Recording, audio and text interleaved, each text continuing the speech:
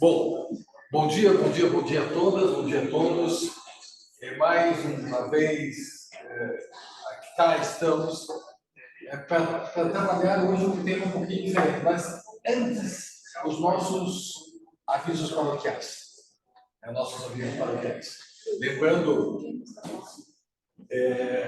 Lembrando que nós teremos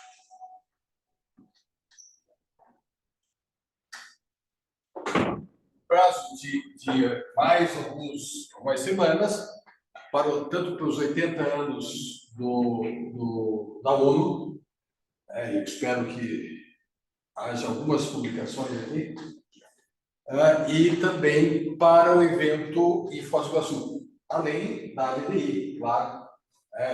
Já temos a Iva que vai fazer o draft, isso é muito importante. Também conhecer Belém do Pará. Já conhece?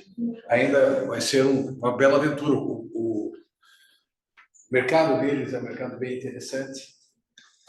Você vai achar as questões bem diferentes. É um outro país, embora esteja no mesmo continente.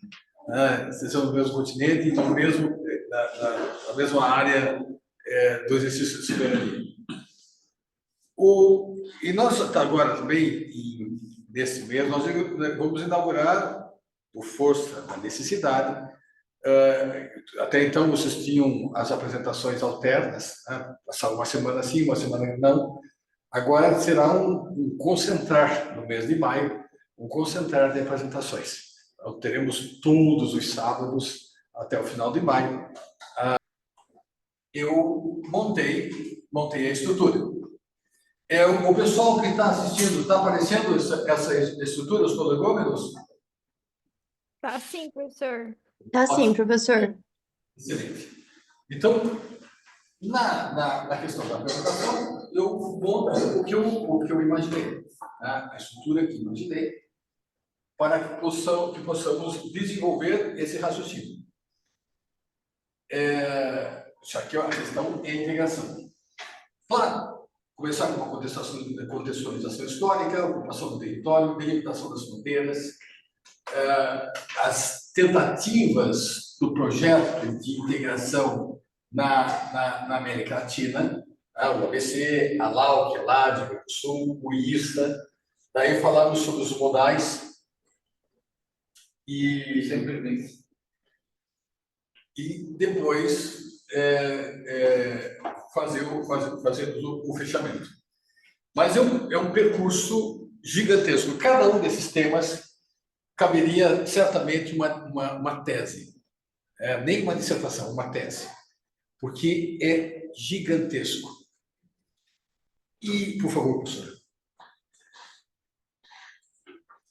E nós temos que lembrar o seguinte: como nós estudamos a história do Brasil, o Brasil foi descoberto em 1500, foi descoberto em 1500. Então, a nossa colonização, ela parte da costa para o interior. Da costa para o interior. E nós temos uma diferença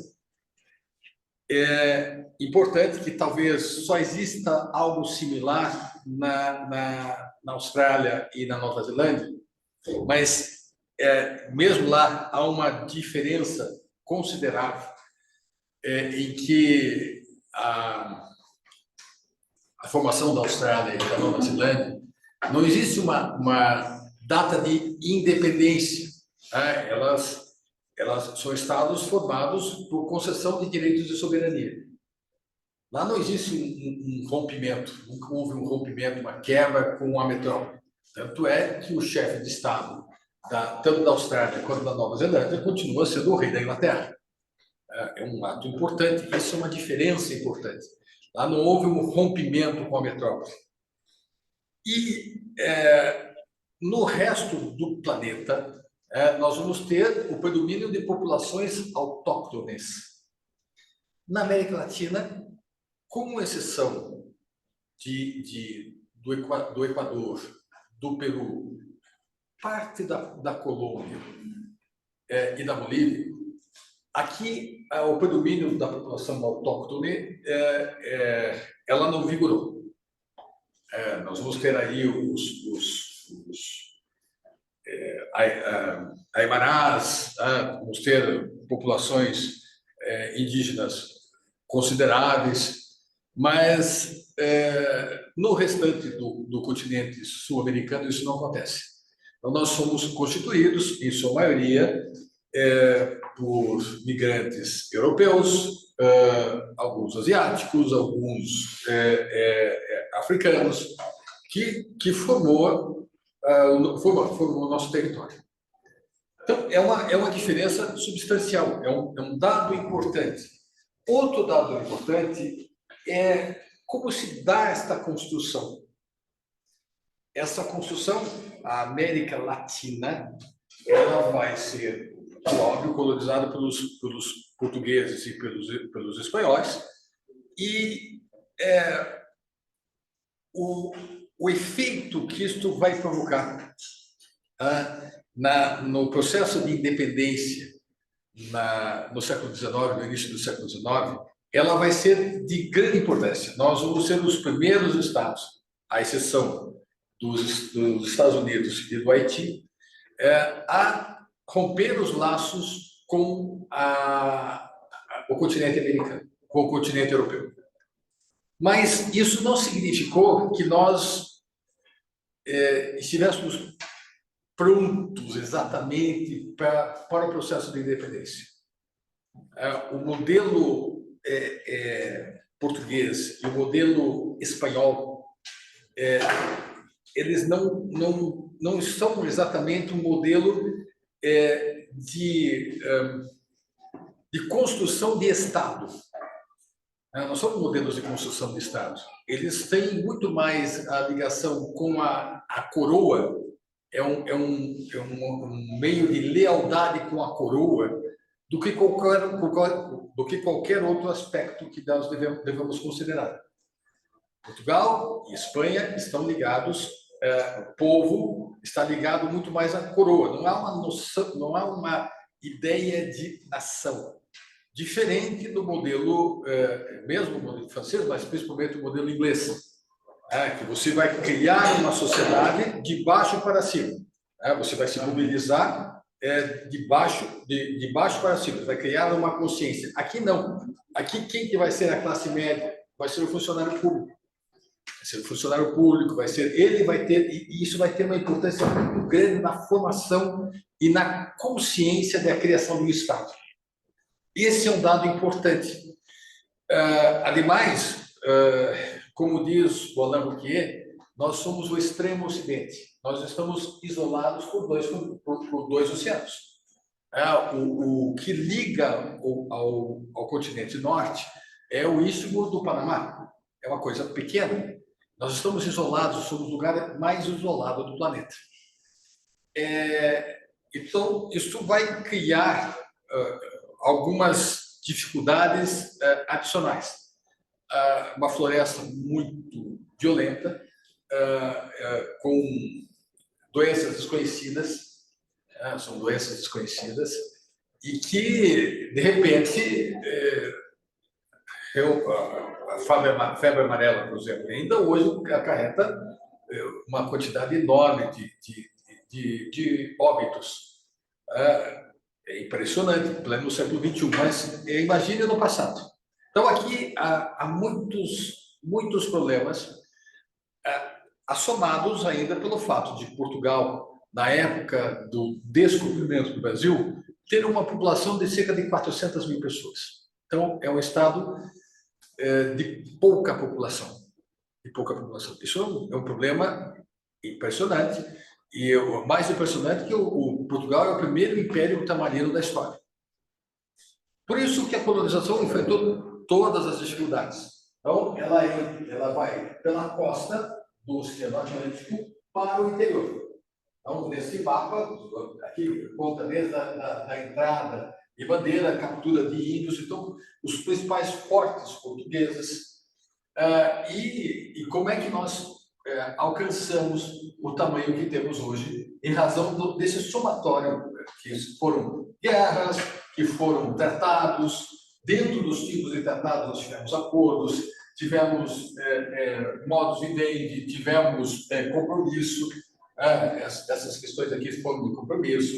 Isso aqui foi modos de vende, um acordo, um tipo de acordo, um tipo de tratado que nós ocupando o território brasileiro. Então, nós somos o somatório de uma série de fatores. Então, vejo várias regiões que ainda não, em pleno século XIX, não eram ocupadas. Vejo, mesmo o Paraná, mesmo determinadas regiões, não eram ocupadas. Olha o processo, nós estamos falando aí do século XIX. Estamos falando do século XIX. Olha a dificuldade que nós temos pela frente. Então, o processo de integração, ele é um processo complexo, integração mesmo do território brasileiro.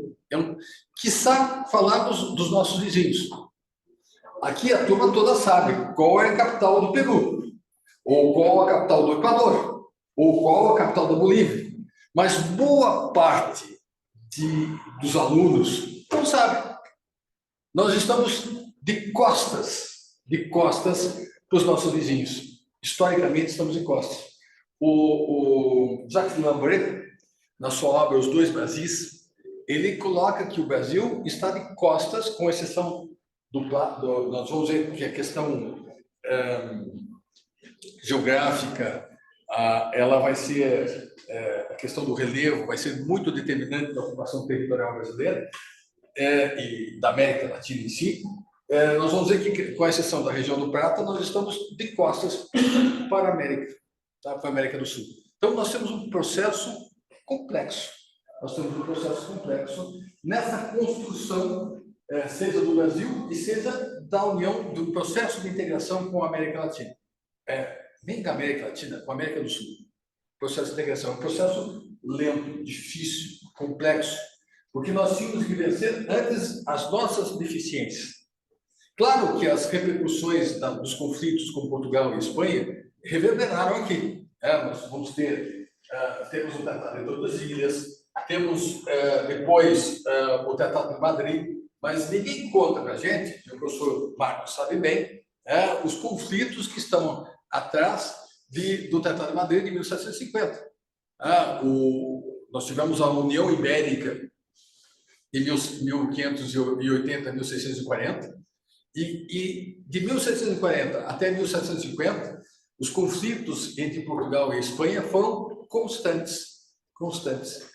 E mesmo depois de 1750, com o Tratado de Madrid, que determinou um critério importantíssimo para a formação do território brasileiro, desenvolvido pelo Frei Bartolomeu de Gusmão, que é o critério chamado uti possidetis, uso e posse. Esse é um critério, é um Frei nascido aqui no Brasil, mas o Brasil não era independente, era colônia. Nós vamos ter este fator que vai ser extremamente relevante. A partir desse tratado, resolveu o seu problema? Não. Nós vamos ter Santo Ildefonso, vamos ter Badajoz, que, principalmente os 7 povos das missões, que vai afetar, né, essa região.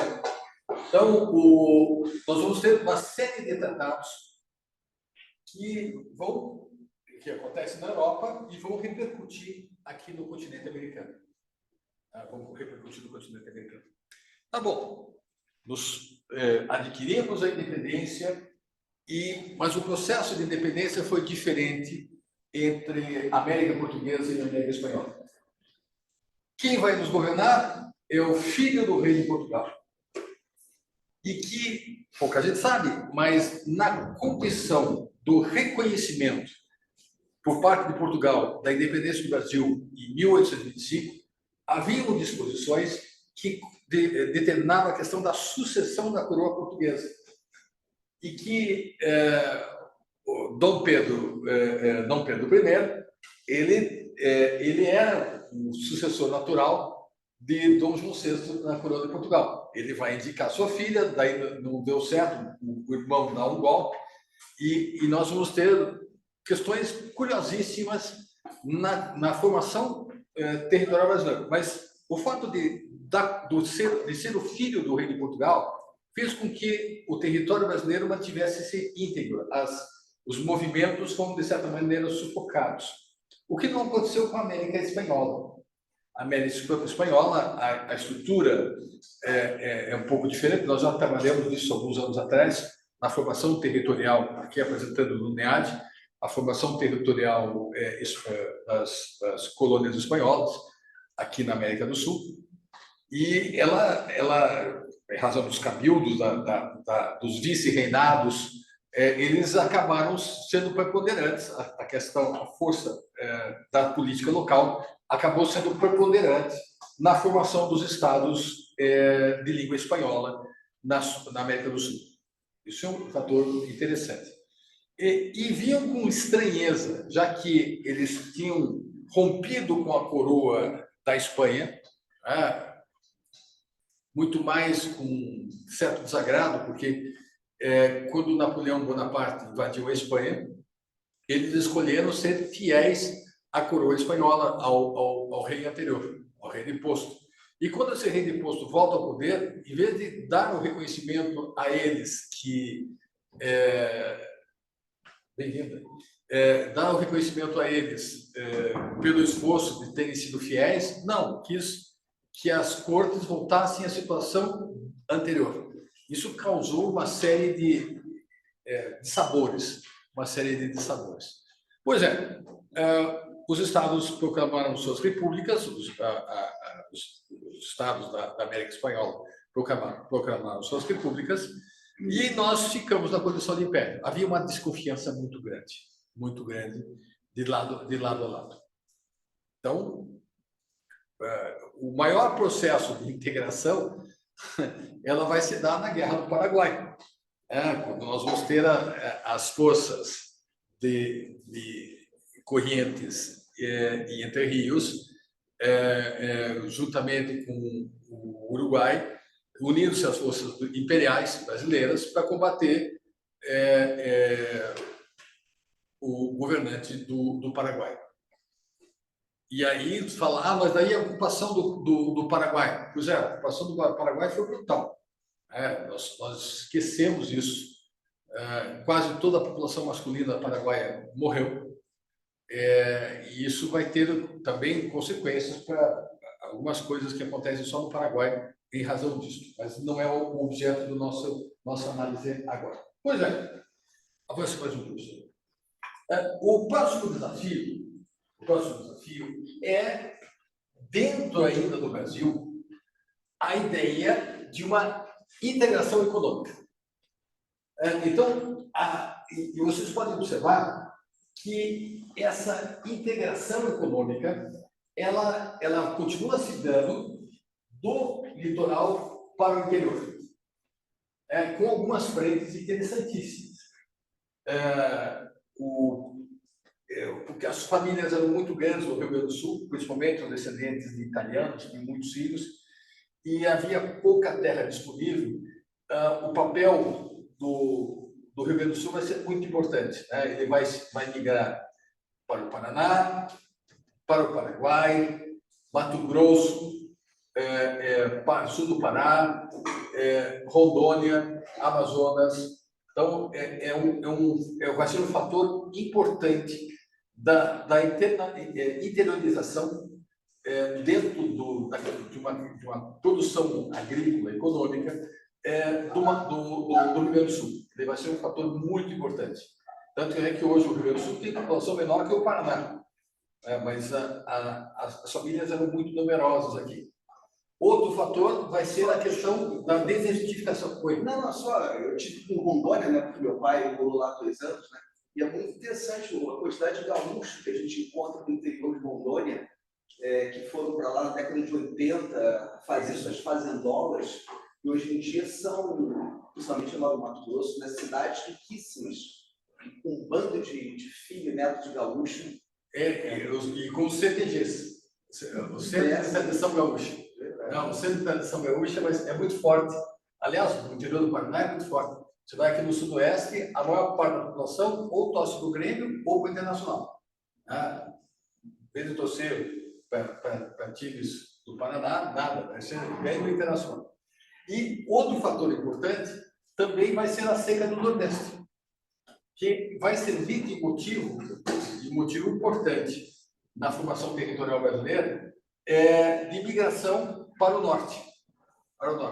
Tanto que nós vamos ter a própria questão do Acre, vai ser decorrência dessa migração, tá? De nordestinos que saíram da seca. Teve uma seca no século XIX que não choveu durante quase 10 anos. Quase 10 anos. Os rios secaram. Foi a maior seca que o Nordeste enfrentou. E isso foi um dos fatores, inclusive, de desgaste na época final do Império. A seca do Nordeste. Como combater isso? Hoje nós falamos, os Nordeste semiárido, mas nessa época a seca foi gigantesca. Então nós vamos ter também um deslocamento da população nordestina para a região amazônica. São fatores de integração. Mas vejam, elas começam sempre da costa para o interior. Sempre da costa para o interior, professor. E aí nós começamos a discutir, já no início da nossa república, tentativas de integração. Modelos de integração que alguns deram certo, outros não deram certo. A primeira tentativa, decorrente exatamente de um período curioso, após a proclamação da República aqui, resolvida a questão, até isso foi um fator que atrapalhou. Eu disse para vocês que o compromisso foi uma das formas de formação do território nacional. E dentro desse compromisso nós temos a questão de Palmas. A questão de Palmas, havia uma reivindicação da Argentina em ocupar parte de Santa Catarina e parte do Paraná, até a região de Palmas, como território histórico espanhol. E essa questão, por comum acordo, foi submetida ao presidente Cleveland. E que deu ganho de causa à pretensão brasileira. Tanto que nós temos a cidade de Clevelândia, em homenagem a isso. Então, e claro que a decisão no compromisso, as partes se comprometem a acatar a decisão do árbitro. Não se discute mais. Então, vamos resolver a nossa questão. Mas havia a tentativa de formar um bloco envolvendo a Argentina, o Brasil e o Chile. O curioso é que a dificuldade maior não era entre a Argentina e o Brasil, embora houvesse rivalidades históricas, mas entre o Chile e a Argentina. Não deu certo, principalmente por posições da Argentina entre o Chile, há uma rivalidade histórica. Tanto é que o Chile foi o único país da América do Sul que apoiou a Inglaterra na Guerra das Malvinas. O único que, inclusive, forneceu bases, até o pai do professor Marcos tem uma obra que é uma referência na questão do conflito das Malvinas. A análise que ele faz sobre esse tema realmente algo está disponível na BiblioX. Oi. Será que essa defesa do Chile na Guerra das Malvinas tem a ver com a disputa ali no Canal de Beagle? No canal de Beagle, daí se a Argentina tivesse fora das Malvinas, teria legitimidade para querer também e o canal de Beagle foi resolvido, colocou-se a arbitragem para o Papa João Paulo II. Foi bem interessante essa discussão. Então, foi uma tentativa frustrada no começo do século XX, uma tentativa frustrada de um projeto.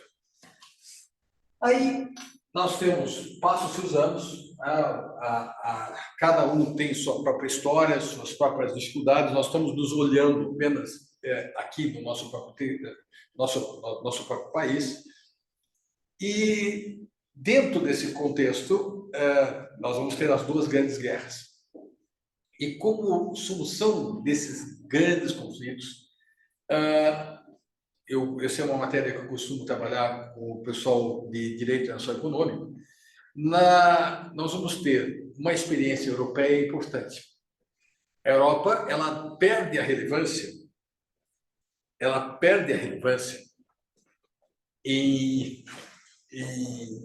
após a Segunda Guerra Mundial.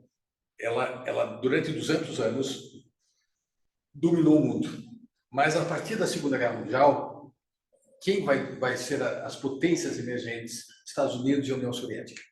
Só que se houvesse guerra, ia ser no território europeu. O que a Europa então vai? Nós vamos ter que mudar nossa posição. E aqui é uma coisa bem curiosa. A experiência veja como os resultados às vezes são surpreendentes. A experiência da cooperação, da resistência ante os nazistas. Então, a resistência, vários se uniram contra o regime nazista. Essa resistência, ela era em todo o território europeu. E isso fez com que vários europeus suplantassem aqueles conceitos estreitos do próprio nacionalismo, em prol de algo de integração. Então, nós estamos cooperando entre nós. Isso vai ser um fator decisivo para que, após a Segunda Guerra Mundial, nós tenhamos discussões tal como o Benelux, tal como a Euratom, tal como a SECA, a Comunidade Econômica de Carvão e Aço, e que vai redundar na Europa dos Seis, no que nós vamos chamar no mercado comum europeu, que vai abranger nações inimigas, né? Alemanha e França, Itália, Luxemburgo, Bélgica e a Holanda. Então, esses 6 países vão formar o mercado comum europeu. Mas qual é a base teórica que eles estavam se utilizando? Bom, em 1944, em plena Segunda Guerra Mundial, já havia discussão, já sabia que o nazismo ia cair.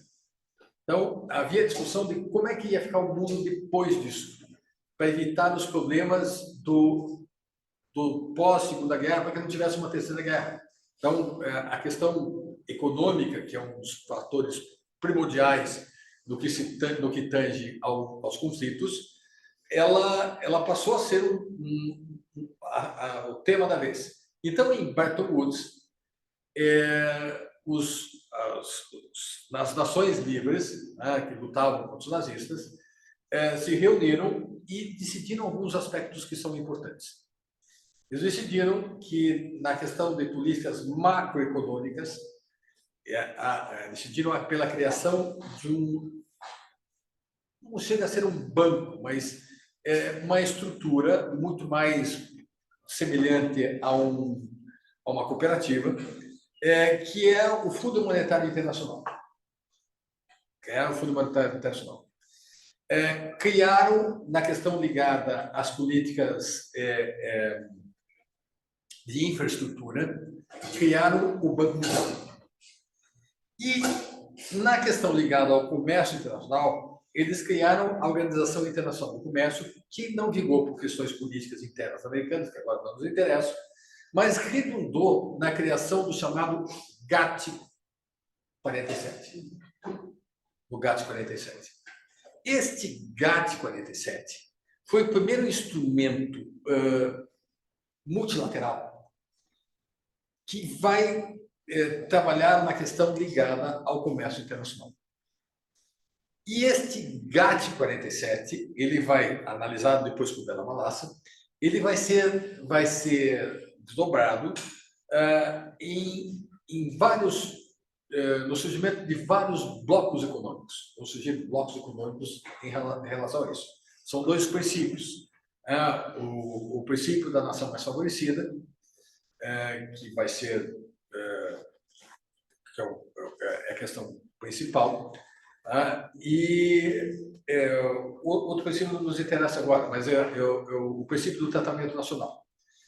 Mas o princípio da cláusula da nação mais favorecida que é, por definição? É aquela presente no tratado que possibilita que os Estados se outorguem as maiores vantagens que já concederam ou possam vir a conceder no futuro a terceiros Estados, sem que seja necessário um novo tratado entre eles.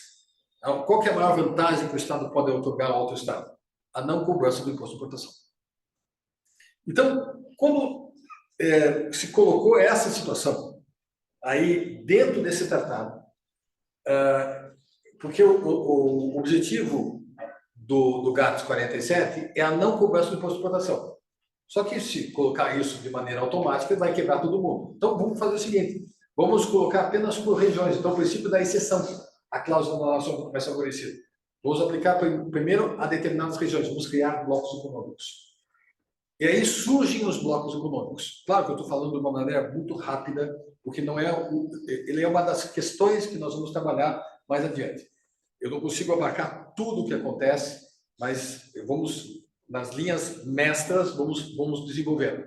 Pois é, estas linhas mestras que tornaram possível a criação do mercado comum europeu em 1956. Em 1956, cria-se o mercado comum europeu como uma resposta às pressões das superpotências e um processo de integração muito forte que acontecia na Europa. Pois é, este modelo previsto no GATT 47, ele vai ser copiado em 1960 aqui na América Latina. Vamos também, pela primeira vez, vamos tentar um projeto de integração da América Latina, da América do Sul. Então, nós vamos ter a ALAUC. A ALAUC, ela vai ser a Associação da América Latina de Livre Comércio. Latino-Americana de Livre Comércio, obrigado. Latino-Americana de Livre Comércio. Opa! Livre comércio. Livre comércio, a palavra induz algumas questões importantes. O livre comércio pressupõe a livre circulação de bens, a livre circulação de capitais e a livre concorrência. Isso é uma coisa importante. Vamos ousar aqui, vamos implantar aqui na América do Sul esse modelo. Vamos implantar aqui na América do Sul esse modelo. Só que com requisitos rígidos e com movimentos, às vezes, antagônicos internamente. Não havia muita rivalidade entre Brasil e Argentina. Havia rivalidade entre Argentina e Peru, entre o Chile, Bolívia e Peru, entre o Peru e o Equador. Não havia uma cooperação, nem sequer cooperação, quanto mais projeto de integração. Então, a LAUC fracassa. E é substituído por um programa que eu acho um dos tratados mais belos que o nosso ordenamento jurídico já produziu, da América do Sul. A LAD. Então, essa Associação Latino-Americana de Desenvolvimento, ela é extraordinária. Se vocês olharem o tratado, ele é um tratado que vale a pena ser visto e analisado. Porque ele compreendeu, em 1980 isso, ele compreendeu melhor do que nenhum tratado até então, talvez a única semelhança seja o Tratado do Prata, da Bacia do Prata de 69, mas ela compreendeu, sem dúvida nenhuma, uma das coisas mais extraordinárias. Ela compreendeu a realidade latino-americana. Então, ela coloca conceitos novos, como a questão da flexibilidade. Nós podemos avançar e podemos recuar. O objetivo é criar um mercado comum, mas ele não dá tempo, não coloca prazo para isso. Ele possibilita que dentro da LAD, sejam criados acordos regionais, sejam de cooperação. São acordos regionais. Então, oi? Acordos parciais, acordos regionais e acordos parciais. São dois tipos de... Na verdade, são 4 tipos de acordos. Mas ela proporciona vários tipos de acordos dentro do próprio bloco. E esses de alcance parcial, dentre eles, o Mercosul. O Mercosul é um subbloco da LAD. ele é um subbloco da LAT. Então, alguns países resolveram se aprofundar. Mas, para existir o Mercosul, eram necessárias condições políticas para isso. Nós tivemos aí o processo é engraçado decidir colocar isso, né? Mas foi por causa do presidente Jimmy Carter. Ele é responsável indiretamente pela própria criação do Mercosul. Quando ele condiciona o comércio com os Estados Unidos ao respeito aos direitos humanos. Só que nós estamos em ditaduras aqui, ditaduras militares, regimes militares. Eu não sei para os mas regimes militares. Ele condiciona ao respeito dos direitos humanos. Esse condicionamento, nós tivemos uma reação. Eu lembro,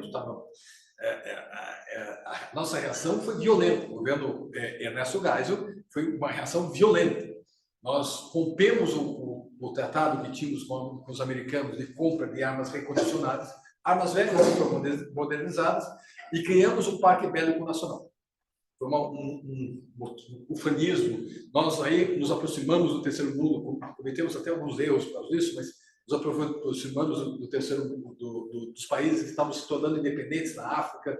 Reconhecemos Angola e Moçambique antes mesmo que Portugal criou um incidente diplomático gigantesco, esses fatores, mas tudo como reação, são questões reativas à postura da até então que os Estados Unidos querem uma postura contrária. Afinal de contas, os Estados Unidos financiaram uma série de golpes na América Latina.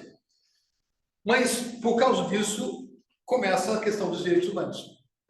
E, por causa disso, começa o processo de redemocratização da América do Sul. Da América do Sul. E nós tínhamos que superar as dificuldades que tínhamos com os nossos vizinhos.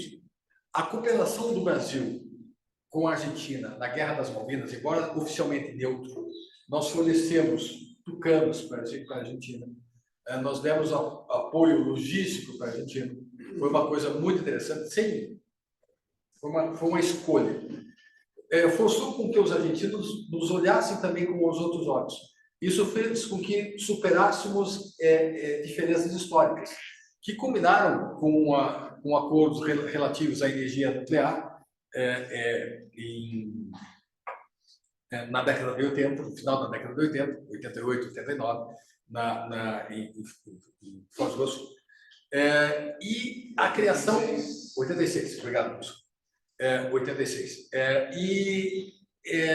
A criação do PICE, o Programa de Integração e Cooperação Econômica, que vai anteceder a criação do Mercosul.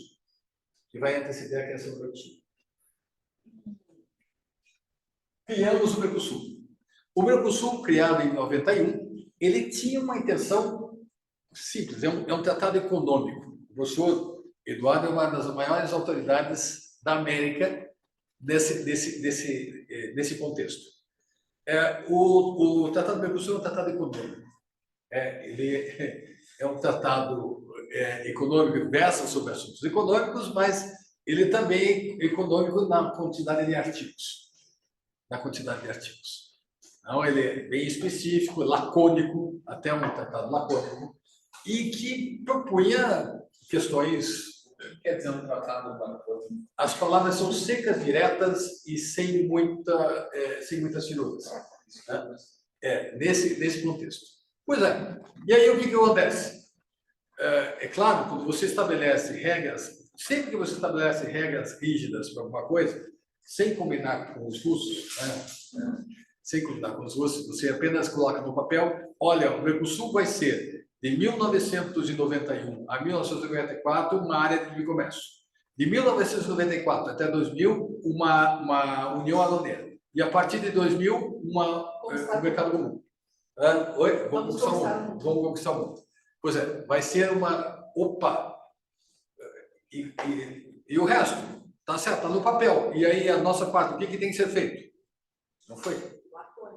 Não foi.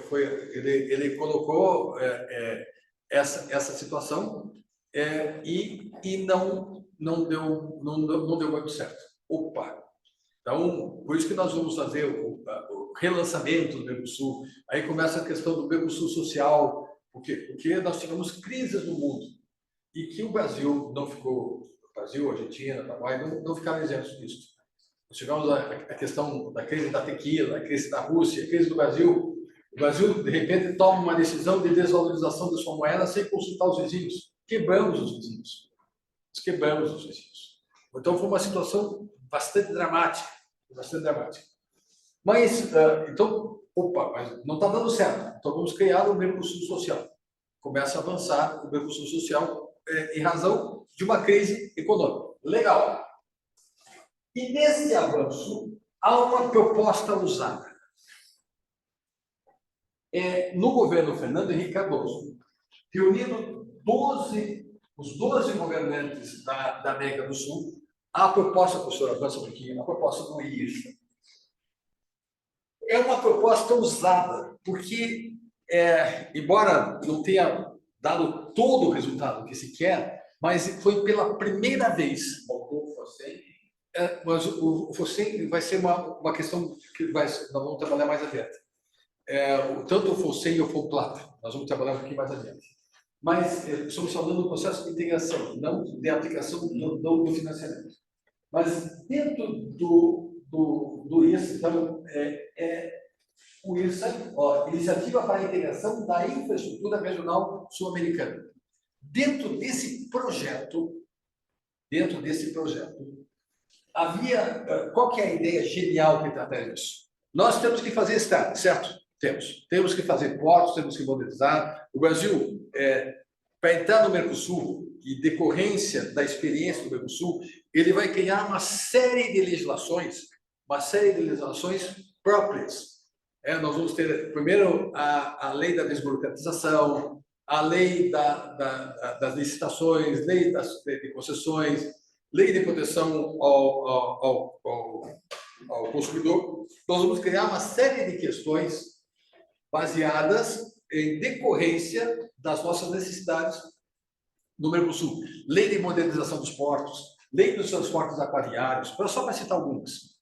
Nós criamos uma série de leis para tentar aumentar a nossa competitividade em relação aos nossos vizinhos.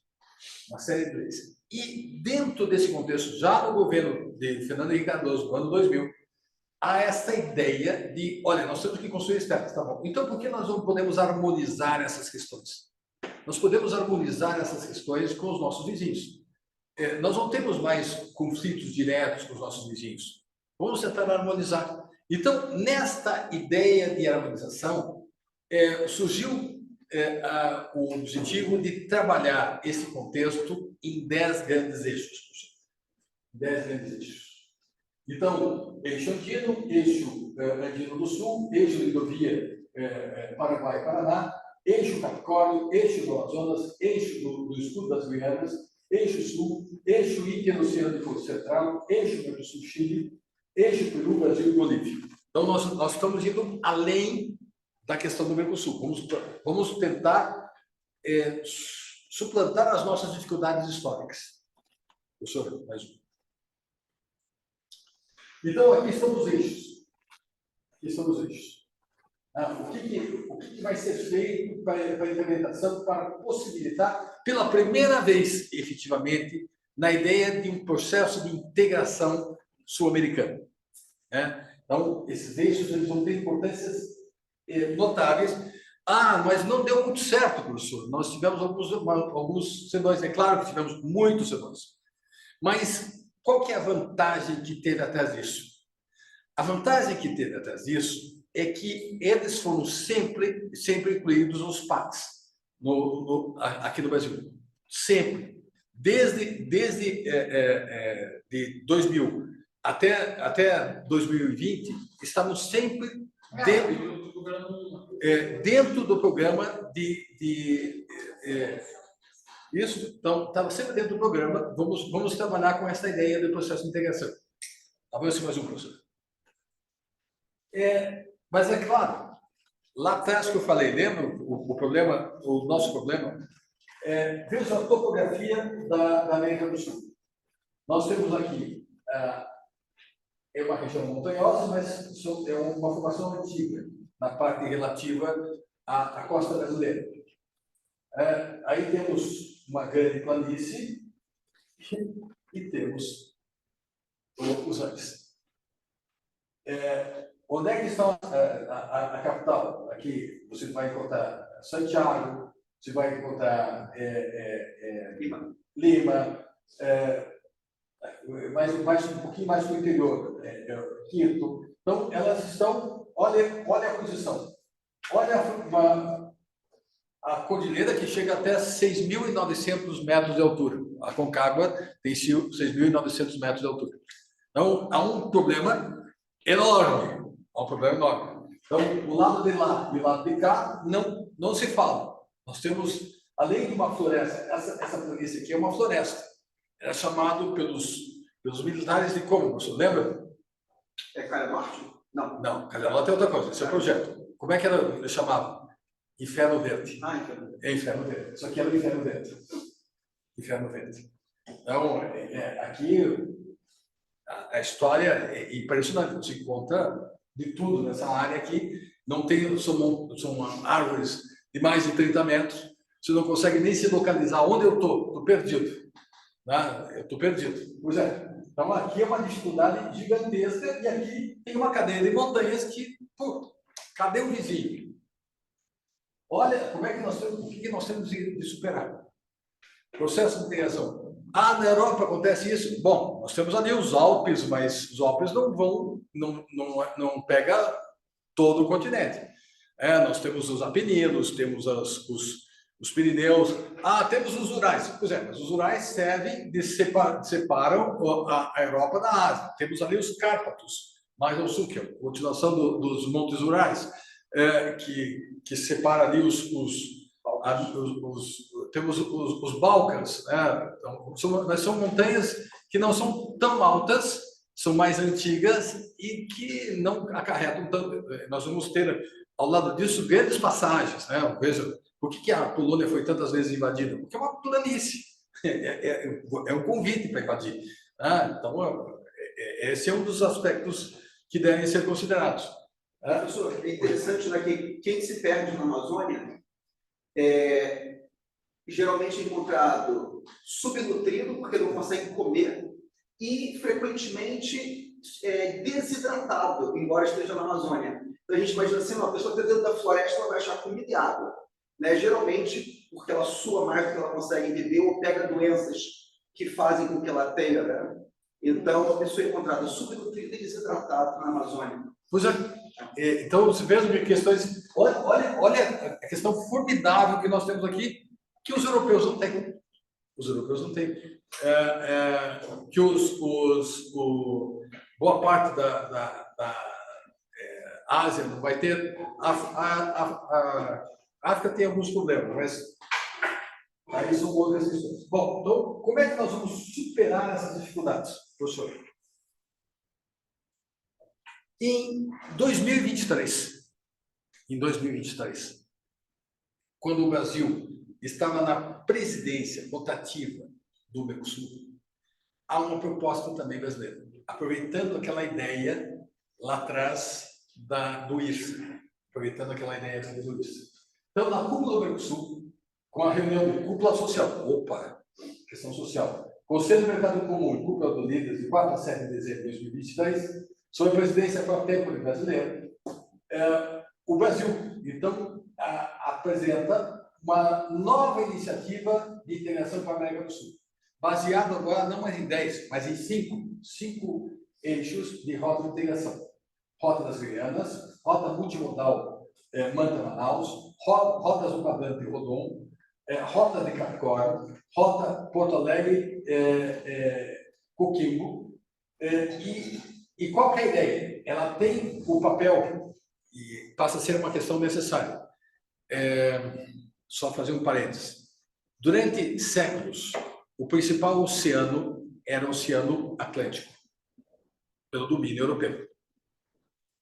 A partir do começo do século XXI, a Ásia crescendo, não esqueço, a China é chamada de Império do Meio. Ela se achava o centro do mundo. Ela se achava o centro do mundo. Então, a partir do início do século XXI, passa a ser importante o comércio com a China. Para você, volta um pouquinho, professor. Vamos ver o mapa aqui. Volta para o mapa, isso. aqui não apareceu, mas para você mandar as nossas mercadorias para a China, ou nós vamos atravessar o Oceano Atlântico. Vamos ali, pegamos o Mar Mediterrâneo, pegamos o Canal de Suez e descemos o Mar Vermelho, e aí vamos para o Oceano Índico, para lá.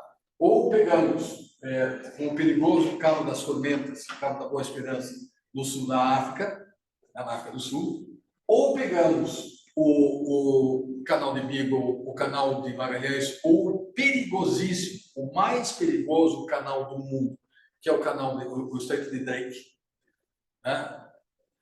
Ou o Panamá, o Estreito do Canal do Panamá, que, embora tenha sido modernizado em 2010, nós temos os navios Transpanamá, que não cabem no Canal do Panamá.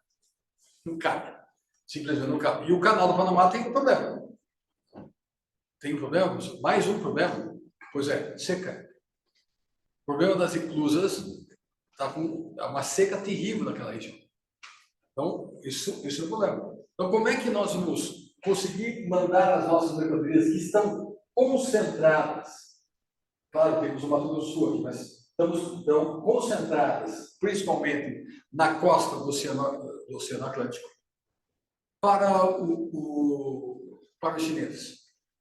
Não só os chineses, mas filipinos, mas tailandeses, singapurianos, Indonésia e assim por diante. Como é que nós vamos fazer? Atravessar o resto do planeta para poder... Que aqui então, ganha relevância o Oceano Pacífico. Vai ganhar relevância o Oceano Pacífico. Ganhou relevância o Oceano Pacífico. Então, o que nós vamos fazer para poder integrar isso? Como é que nós vamos superar essas dificuldades, professor? Então, pode voltar. Então, a proposta é essa roda de integração, avança mais um. Então, os eixos, os 5 eixos estão divididos. A parte da questão da Guiana, que pega inclusive a Venezuela, manda Manaus, toda essa região, olha, região gigantesca, Colômbia, Peru, Equador, o quadrante Rondon, que pega o Acre no sul, Rondônia, Bolívia e Peru, o eixo de Capricórnio, continua Mato Grosso do Sul, Paraná, Santa Catarina, Argentina, Chile e Paraguai, e Porto Alegre e Coquimbo, Rio Grande do Sul, Argentina, Chile e Uruguai. Então, essa é a ideia. Qual que é o objetivo? Vai ser mais um por cento. Então, são 50 bilhões de reais, 10 bilhões de dólares. 10 bilhões de dólares. E como é que vai ser feito esse aporte? Como o professor bem lembrou, nós temos aqui, dentro do continente sul-americano, lá, desde a época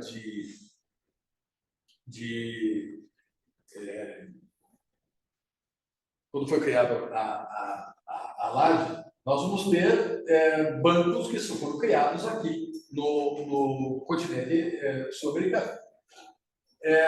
Mas nós também vamos criar um fundo para essa integração. Então, da onde que vão ser liberados dinheiro? Onde vai ser? Então, 3,4 bilhões do BID, do nosso banco, do BNDES, também um valor similar. O Banco de Desenvolvimento para a América Latina e Caribe, também. O Banco de Desenvolvimento da Bacia do Prata, o FONPLAT, que oriundo do Tratado da Bacia do Prata de 1969, também 600 milhões. 600 milhões. Então, a ideia é poder incrementar essas rotas de integração, porque passou a ser interessante, né? Nós somos movidos pela necessidade. A necessidade é que nos move. Não é algo... Porque passa a ser necessário e nós começamos a contemplar, opa, temos que avançar nessa parte, professor, mais um. Então, dentro dessa discussão, até o que nós temos de real hoje? Aqui é só a matriz de transporte do Brasil. Então, nessa matriz de transporte do Brasil, vocês podem ver que a maior parte para consumo do custo que vai fornecer para que os nossos produtos, nós temos que ter produtos competitivos, mas o custo, a maior parte do custo é óleo diesel no setor rodoviário. Né? Então, temos aí 60 e poucos por cento no setor ferroviário da composição do preço. Aí, ferroviário, aquaviário, na questão de dutos, tá? O custo que vai compor. Então, a participação do diesel no custo do transporte, nós temos que criar mecanismos que tornem mais barato. Então, 36%. Avanço então. Luiz, acho que você tem que falar um pouquinho mais perto, porque, segundo a Letícia, você está dentro de um aquário. Estou dentro do aquário? Só não borbulha. Tá bom. Então, dentro desse projeto de integração, o que nós temos que pensar? Ok, vamos pensar na integração econômica inicialmente, depois a questão social, mas antes a questão econômica. Então, nós vamos ter que pensar nas questões dos modais, né? Os modos em que as mercadorias serão transportadas. Claro que isso aqui tem todos os conceitos jurídicos atrás. Tem contratos, tem desembaraço aduaneiro, tem todas essas partes. Tem tudo isso que tem que ser levado em conta. Então, dentro dessa ideia, desses projetos de integração, vamos começar com o mais tradicional, que 58% do comércio no Mercosul é feito via rodoviária. Nós somos a exceção. No mundo, 96%, no comércio intercontinental, 96% é feito via marítimo. Mas dentro do continente, o principal modal nosso, 58%, é rodoviário. Professora, avance. Então, para a questão aqui do Brasil, quem vai ser responsável pelo transporte terrestre é a agência, a ANTT, Agência Nacional de Transportes Terrestres, que ela vai determinar algumas questões básicas para que você tenha, seu próprio caminhão, as regras. Para mim foi muito interessante nessa questão, o que deve ter, quais são os conceitos que alguém deve ter, porque a ideia é constituir a FCW Transportes. Então, a ideia é exatamente o que é necessário para a questão dos transportes dentro do Mercosul. Dentro do Mercosul. Avance, professor. Então, dentro desse site aqui, que vocês vão ter acesso lá, isso que está gravado, aí você pode copiar, são 60 slides. Ele vai mostrando todas as principais rodovias dentro do Mercosul. Uma descoberta interessante, eu passei quase uma hora pesquisando, mas tem essa rota, tem isso aqui, dá para fazer isso aqui, é muito legal. Esse link, para você poder trabalhar nesse contexto. E vocês não estão me ouvindo? Não está ouvindo, só está ruim. Eu estou tentando ver o que eles vão Aumentar o volume. E aí, daí não é nesse aqui, não é nesse, tudo bem. Áudio. Talvez não é no áudio do computador, porque quando eu fiz a reunião eu mexi no áudio do computador. Então pode esperar só um pouquinho? Só um minutinho, então. Achou aí o áudio do computador? Show.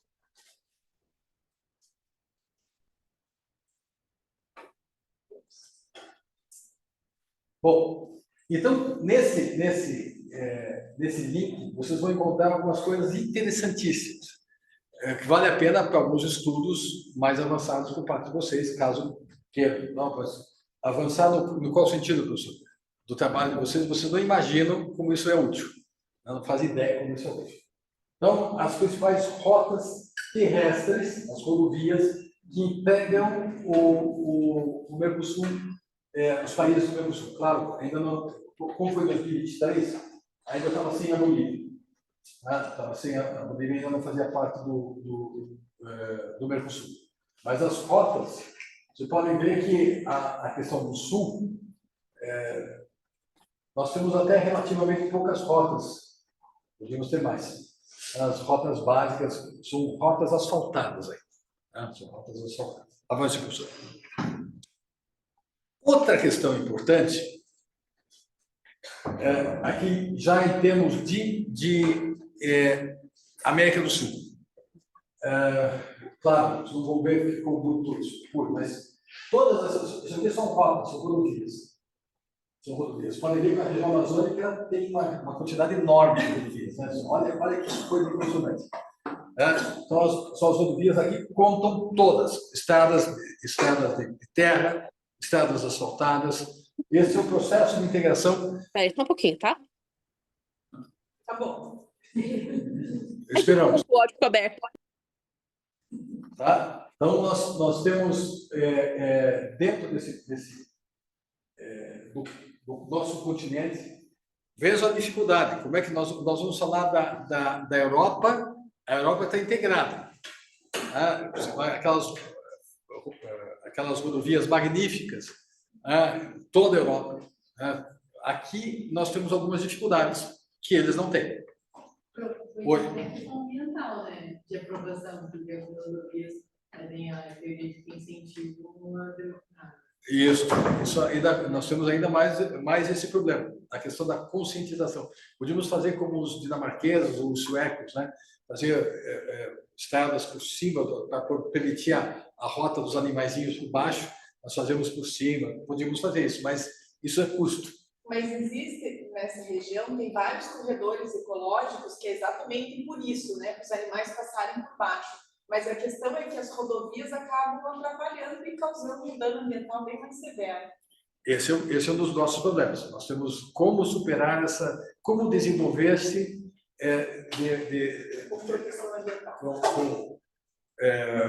de maneira suficiente nesse contexto. Bom, professora Vance, outro modal que também é relevante, e aqui, daqui a pouco, a Maria vai falar de uma maneira geral, a Maria Luísa vai comentar um dos portos que eu pedi, que é um porto estratégico interessantíssimo, é o modal rodoviário.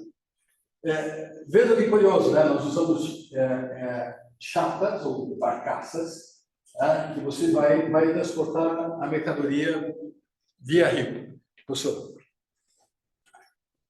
como é que funciona? É evidente que aqui tem transbordo, tá? Nós vamos ter transbordo. O que é transbordo? Eu tiro de um lugar, transporto com outra modalidade de transporte e levo para outro local. Mas olha a possibilidade, isso aqui não são ilhas, né? Obviamente, parece uma ilha, parece uma ilha, não.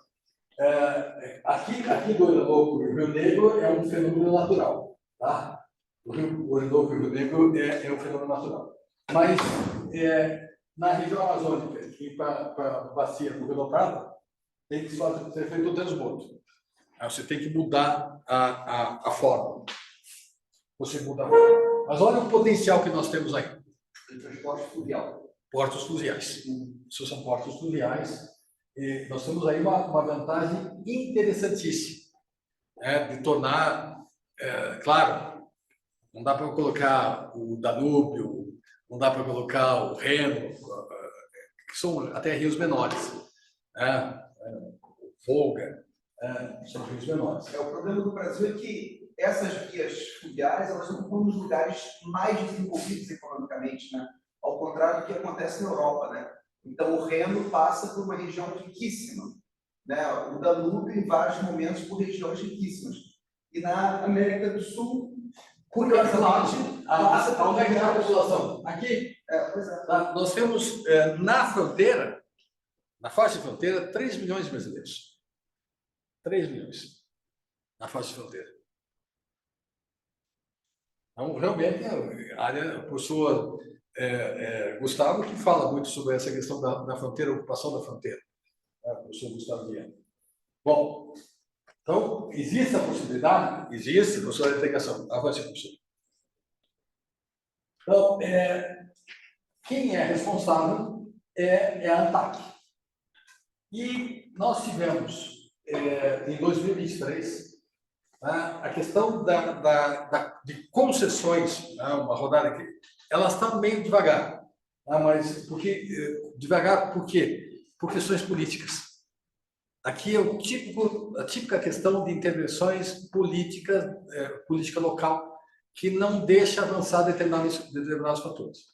Onde está mais avançado? No Rio Paraguai está mais avançado. Mas nós temos algumas dificuldades que vão desde a questão das necessidades de dragagem, questões logísticas, mas principalmente questões políticas. É impressionante como as questões políticas têm travado. A concessão é de 2023. A única que está realmente avançando é a questão do Rio Paraguai. As outras estão travadas. São travadas. Avance, professor. Outro modal, e aqui eu participei da Intermodal, a questão de 3 semanas atrás, em São Paulo. E, claro, eu fui ver, dentre as coisas que eu fui ver, foram as ferrovias. As propostas relativas às ferrovias, fui ver a bitola que vai ser... Pode, pessoal, ficar vendo... Pois mas para mim é muito importante. Por quê? Porque eu tive uma experiência recente. Nós estamos tentando levar soja da Argentina para o exterior e íamos usar um modal ferroviário que vai baratear, em tese, 30%. A primeira constatação: não existem terminais ferroviários próximos à fronteira. Não existe. O mais próximo, os que existiam foram desativados. O mais próximo é em Cascavel. E Cascavel, para Guarapuava, muda a bitola. Guarapuava muda a bitola. Então, você, caramba, você está brincando? Daí tem que descarregar tudo. Isso é custo, tudo é custo. Tudo sai dinheiro, tudo sai caro. E aí eu fui pesquisar sobre isso. Eu fui pesquisar, foi o maior tempo que eu passei pesquisando, como é que nós vamos conseguir suplantar essas dificuldades, professor? Então, olha, então é um grande aliado logístico do país. Pense que nós podemos carregar até uma carga por uma locomotiva correspondente até uma carga de 220 caminhões. Então, 220 caminhões. 220 caminhões. E ela coloca quais são, não vai enfrentar congestionamentos, nem má condições de estradas, o preço do frete pela quantidade fica mais acessível. Então, o custo da implantação é mais caro, mas da manutenção é mais barato. É mais caro implantar a ferrovia, mas é mais barato mantê-la. Então, o custo de manutenção, a questão da segurança, o índice de perda é menor. A questão do lucro, então, maior quantidade, com menor custo, portanto, maior lucro. E os impactos ambientais são menores. Alguém de vocês já fez a viagem aqui desceu de Vitorina ou de trem para Morretes? Há muitos séculos atrás. Foi no século passado? Foi no século passado. Sim, agora está mais interessante. Eu sei. Sim, o professor não precisava revelar a idade, mas tudo bem. Então, poucos impactos ambientais. Uma vantagem. Quais são as desvantagens, professor? Bom, a maior parte delas que a nossa frota, nossa é minúscula. Não cobre distâncias, ela apresenta rotas fixas em áreas, as que tem, em áreas que já foram desenvolvidas em determinado momento, houve a queda, por exemplo, no Norte Velho, que a estrada de ferro acompanhava as grandes propriedades. Essas propriedades, muitas, em 75, com a geada negra, elas quebraram, a parte quebrou. E nunca mais se recuperaram. Então, esse é o problema, falta poucos investimentos para o governo. E para você ter uma ideia, você vai responder.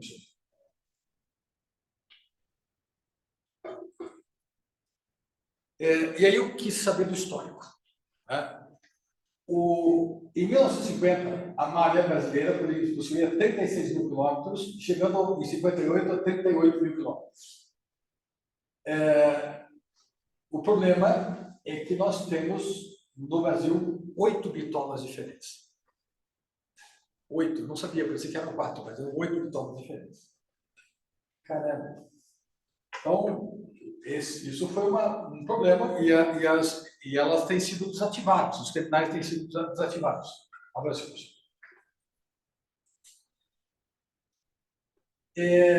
Aqui, então, na questão do transporte, a Confederação Nacional do Transporte, 2023, então, os dados consolidados em 22, então, no Brasil, 64,86% das cargas são transportadas pelo modal rodoviário, 14,95% pelo ferroviário, 10,47% cabotagem.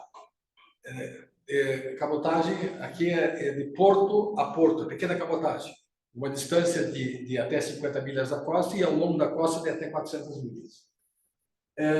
Veja que coisa maluca que nós temos. Realmente somos dutoviário 445 e aéreo 003. No cenário global, o Brasil é o país que apresenta a menor densidade da malha ferroviária, comparado com os outros países.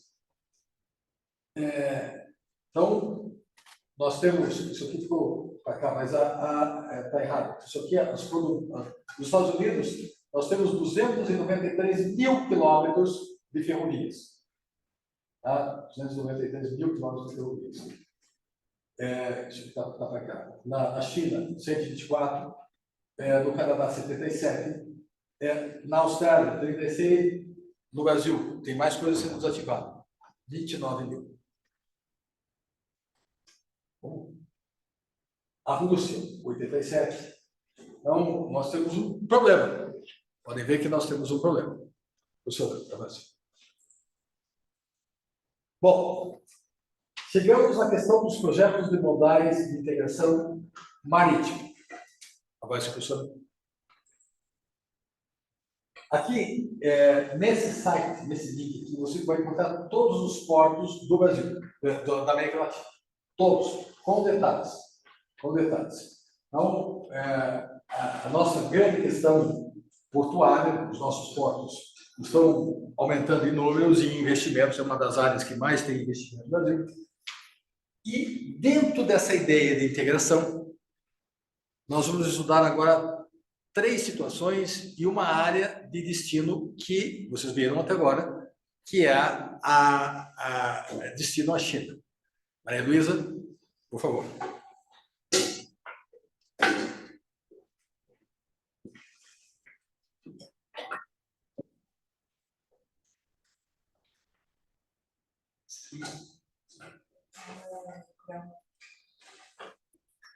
Em cima, aqui em cima.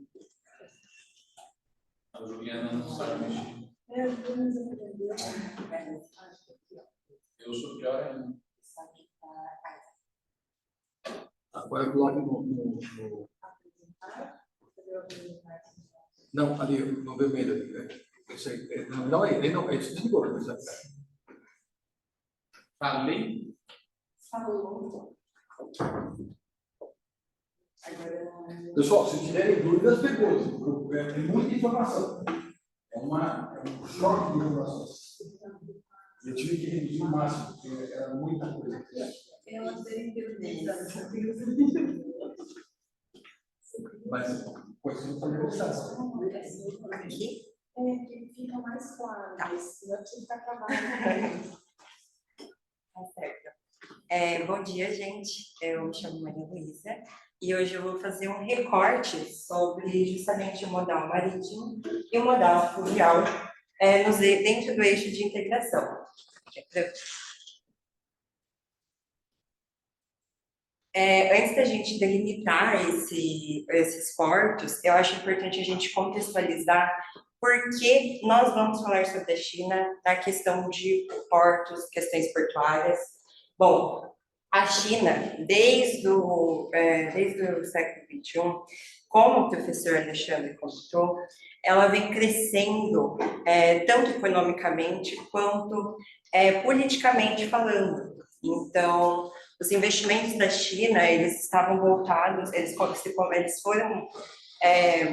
sendo direcionados principalmente aos países em desenvolvimento. Então, quando a gente fala sobre a América do Sul, existem dados que vêm desde 2002 e que permanecem até hoje quando a gente fala sobre as exportações da China na América do Sul. Então, a América do Sul, para a China, como eu posso dizer? É uma importante região justamente para os investimentos nas questões de exportação, questões econômicas, comerciais, e até mesmo a China e o Peru, eles têm um acordo de livre comércio, né? Porque a ênfase das questões portuárias que eu vou tratar vai ser sobre 2 portos do Peru, e a China e o Peru, eles têm um acordo de livre comércio que começou em 2009. E até para contextualizar um pouco melhor, esse acordo de livre comércio entre a China e o Peru, ele é um acordo bilateral que proporcionou diversos benefícios, tanto para a China quanto o Peru, durante todos esses anos.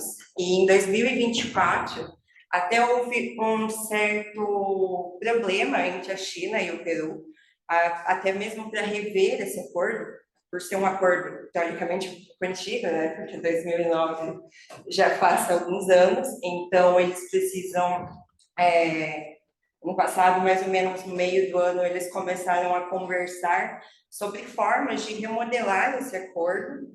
E Sobre acordo de livre comércio. Então, livre circulação de bens, tá? Livre circulação de capitais e livre concorrência. É possível que o Peru faz parte da Aliança Pacífica, que é uma área de livre comércio.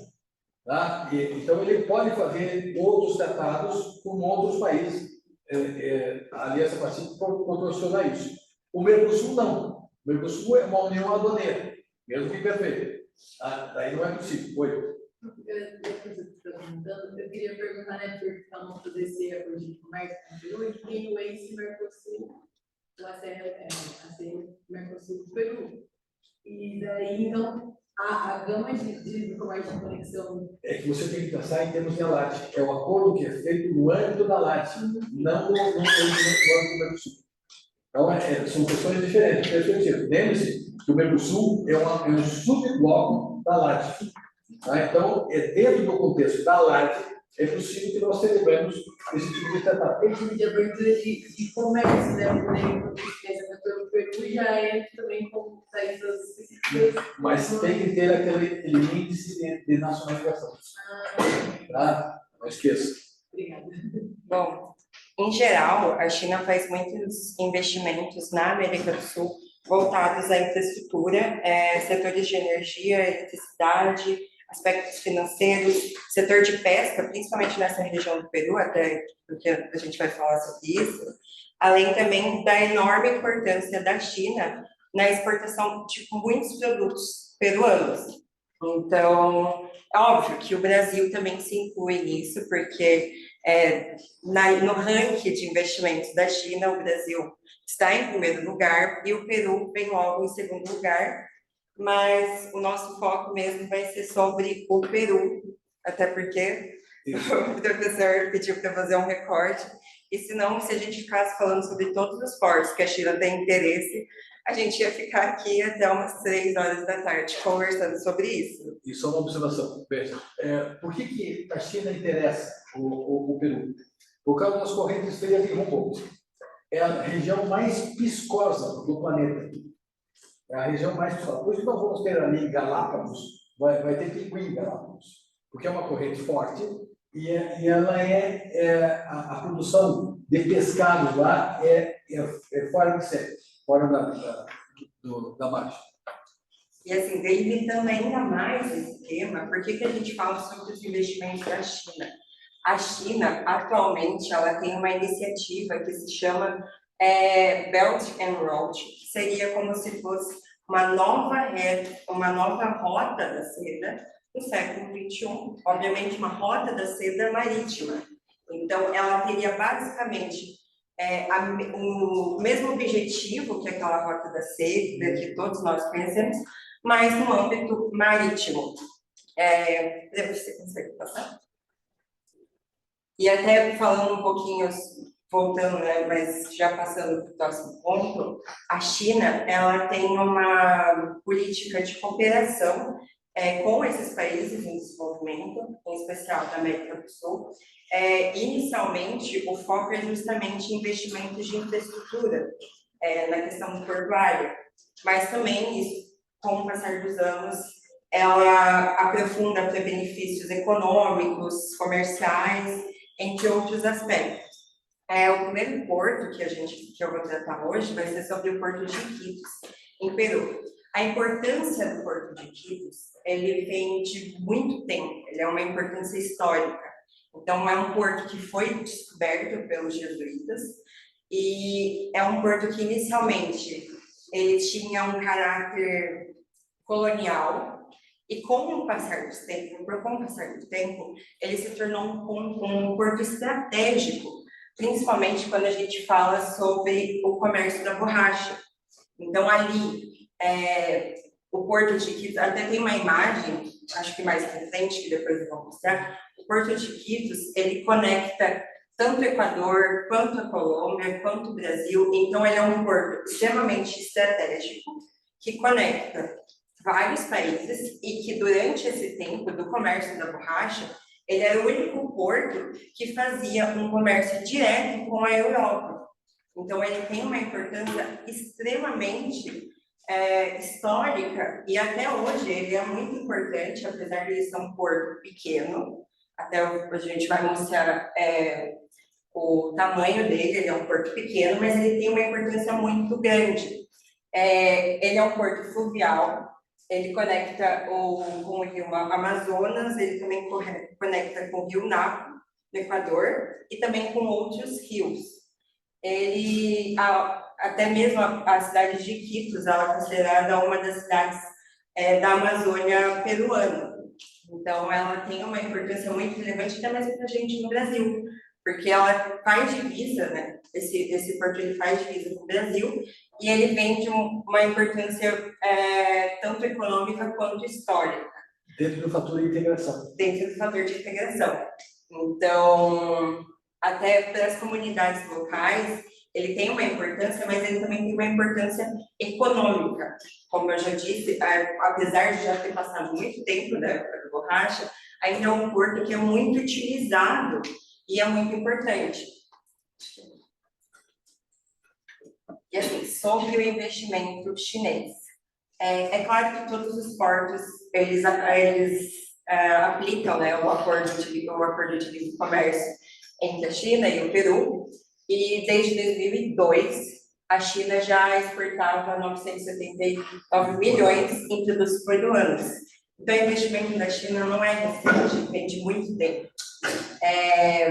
E até mesmo contextualizando o investimento chinês, não tem um investimento exato no Porto de Iquitos, mas existem outros investimentos chineses que podem vir a ser benéficos para o Porto de Iquitos. Então, quando a gente fala sobre a hidrovia amazônica, que, para quem não sabe, até para contextualizar um pouco, Esse projeto de concessão da Ilha Via Amazônica é um projeto que seria uma criação de uma hidrovia que englobaria 13 passagens de uso, de navegação pelo Rio Amazonas. Então, ela tem toda uma questão de conexão do Rio Amazonas e até com os países que englobam esse rio, e também permitiria um trânsito, a passagem por esse rio, mas tem alguns impactos, algumas problemáticas que, porventura, eu não vou adentrar nesse momento, mas existem problemáticas econômicas, problemáticas de infraestrutura, problemáticas ambientais.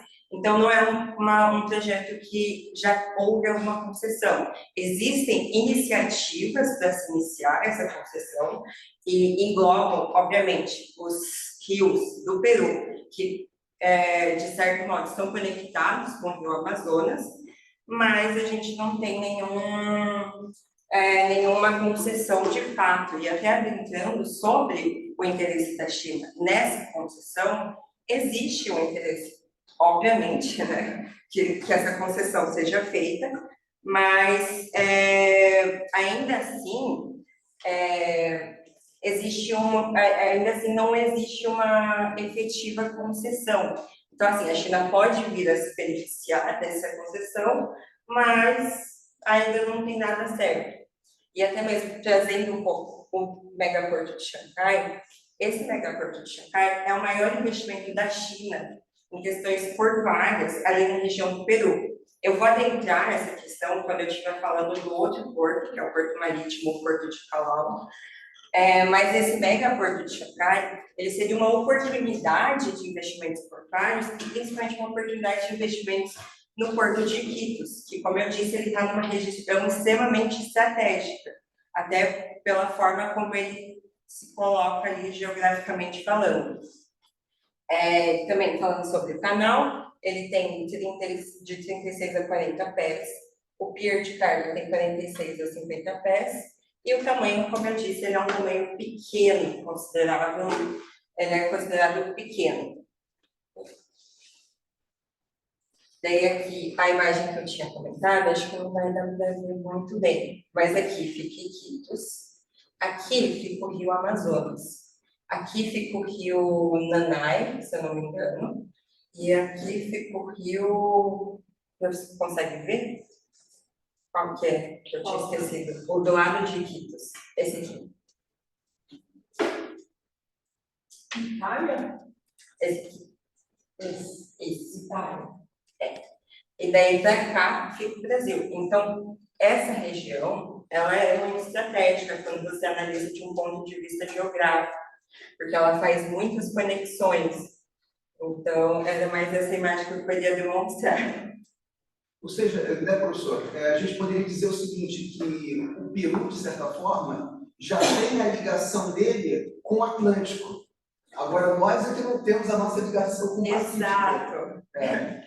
Se tivesse dado certo aquele acordo com a Bolívia e o Brasil, né, aí pegaríamos o território boliviano e seria nosso. Mas não deu certo. Mas, enfim, é interessante isso, quer dizer, produtos da selva peruana, como é o caso da borracha, né? Então saíram de Iquitos, passavam por dentro do Brasil, caíram no Oceano Atlântico e iam direto para a Europa.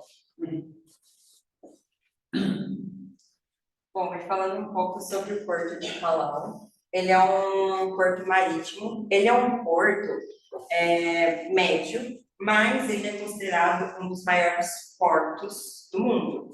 Ele é um dos portos mais importantes para o Peru, e até mesmo no mapa que o professor Alexandre trouxe, mostrava que um dos modais, uma das estratégias, estava justamente o Porto de Palau, que fica em Lima.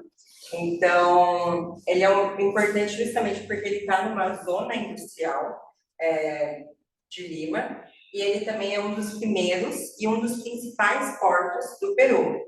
Ele também é um dos mais importantes da costa do Pacífico Sul-Americano, e ele atende o comércio exterior peruano. De uns tempos para cá, também houve um aumento no tráfego marítimo nesse porto.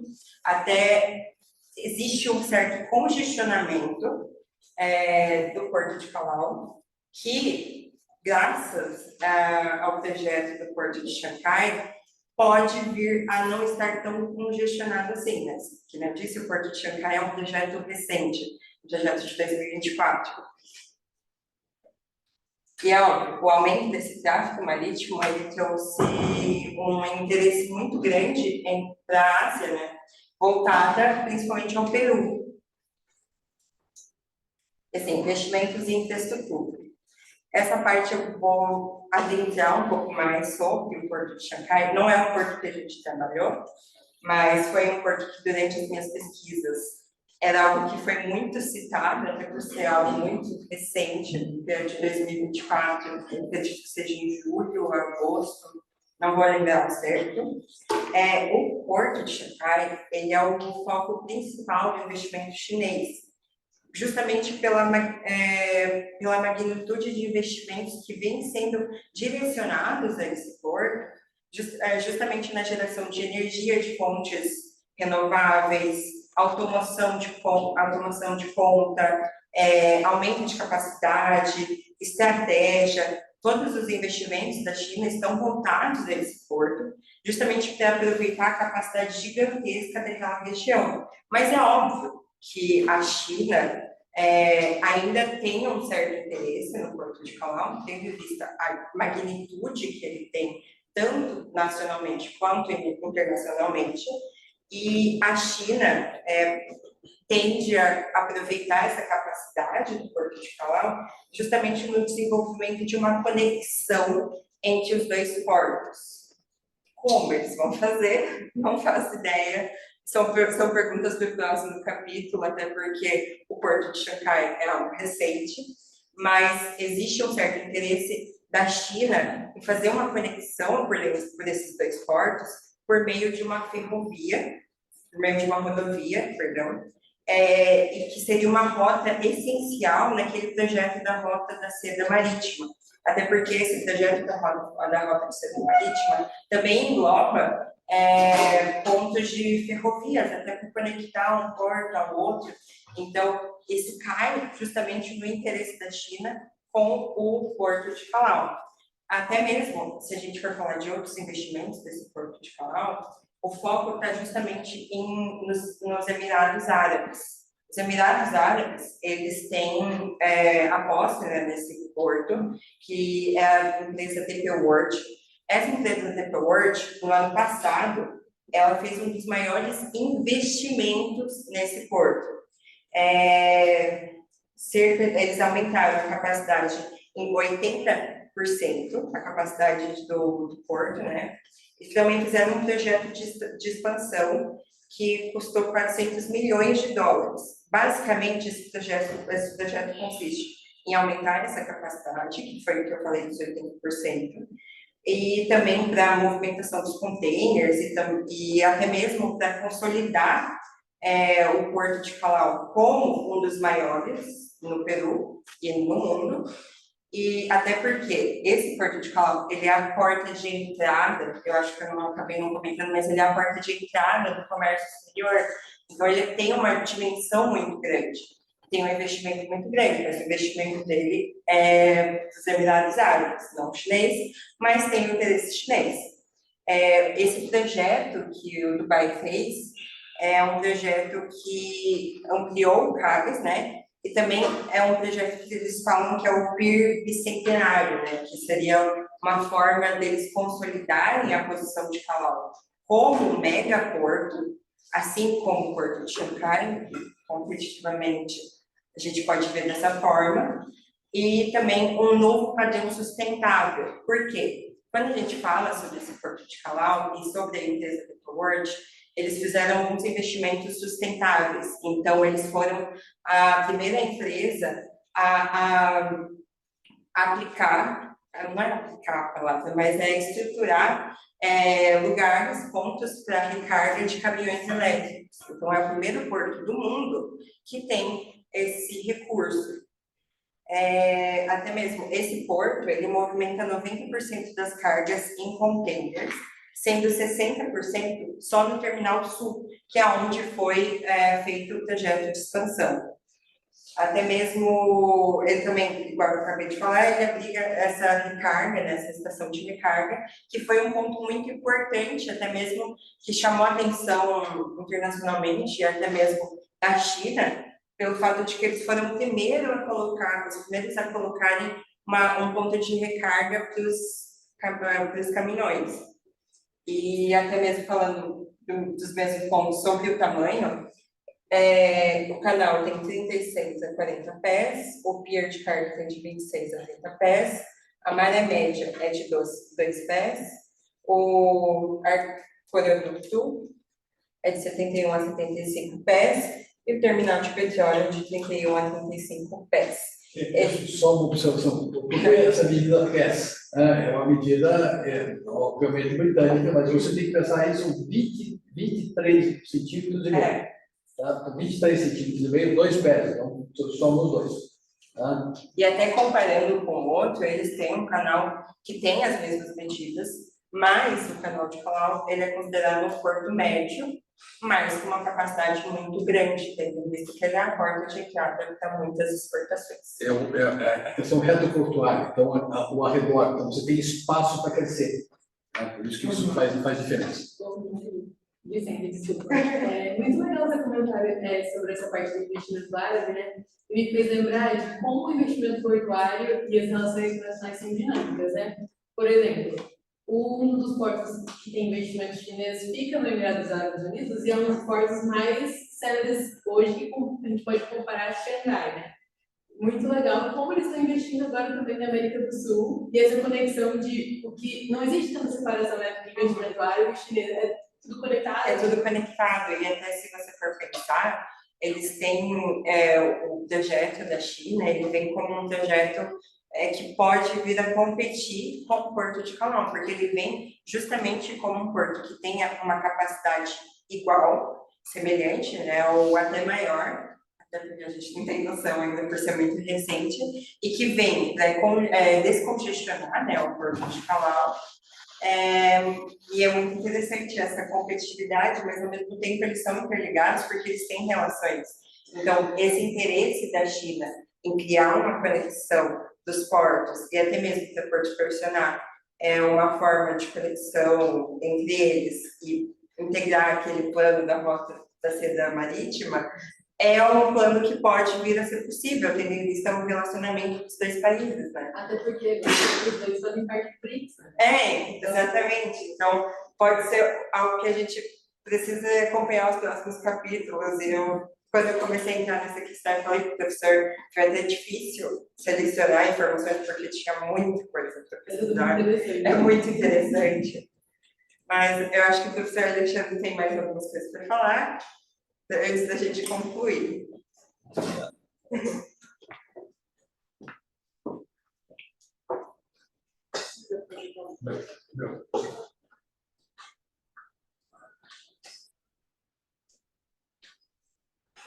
Bom, obrigado. Muito interessante. O legal é que é o processo de descoberta.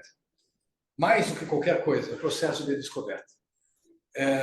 Aqui nós queremos associar vocês à questão teórica, obviamente, conhecimento, mas também uni-los à prática. O que move o mundo?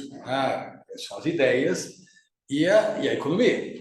Então, se nós pudermos unir as duas coisas, nós precisamos de gente que tenha um cabedal teórico e que tenha ideias para poder desenvolver. Nós estamos aqui no mundo em crise, esses 80 anos então, desse modelo econômico que nós temos, digamos, o modelo da época do sonho da Carta de São Francisco, de 1945, ela está colocada em xeque por várias ações, mas eu sempre penso que na crise que podem surgir novas ideias. E, pessoal, é como colocar aqui para vocês. Veja, nós temos 1.743 faculdades de Direito no Brasil. Nós sozinhos temos mais do que o somatório de todos os países. Nós somos o país dos bacharéis. Existe muita gente que quer direito civil, direito penal, direito do trabalho, todos são interessantes, todas são legais. Mas nós ainda temos uma carência nesta área, de especialistas nesta área. E é isso que nós precisamos, de especialistas nesta área. Uma das ideias que nós estamos avançando. E, por falar em ideias, quais são os nossos desafios? Quais são os nossos desafios? O que nós temos pela frente? O que acontece hoje, não só em América do Sul, mas em Brasil em particular? Nós temos gargalos de infraestrutura que são gigantescos. Vocês não sabem, mas nós temos greve da Receita Federal. Que se mantém firme e forte. Firme e forte. Temos greve do MAPA, temos greve na Anvisa, mas a greve ela é o contrário, né? Ela é uma greve, é chamada greve branca. Elas fazem aquele pente fino, operação pente fino. Então, atraso a exportação e atraso a importação. Isso é terrível, né? Terrível. Então, problemas seriam problemas burocráticos, sem dúvida, mas os próprios gargalos, os nossos portos, principais portos, não os mais modernos, mas os tradicionais, estão em lugares que já têm uma população grande, e tendo uma população grande, os dejetos são jogados próximos ao porto. Isso cria um problema sério de assoreamento. Então, o uso de dragagem, a dragagem é um dos elementos mais... eu fiquei assustado, né? Por exemplo, nós vamos fazer o alargamento aqui nas nossas praias do Paraná usando areia de dragagem. Vocês sabem o que é areia de dragagem? Não. A draga, ela vai cavucando o fundo do leito do canal, do porto, onde está. O que está lá embaixo do porto, lá no fundo do mar? Coisas bem... óleo, né? E outras coisas.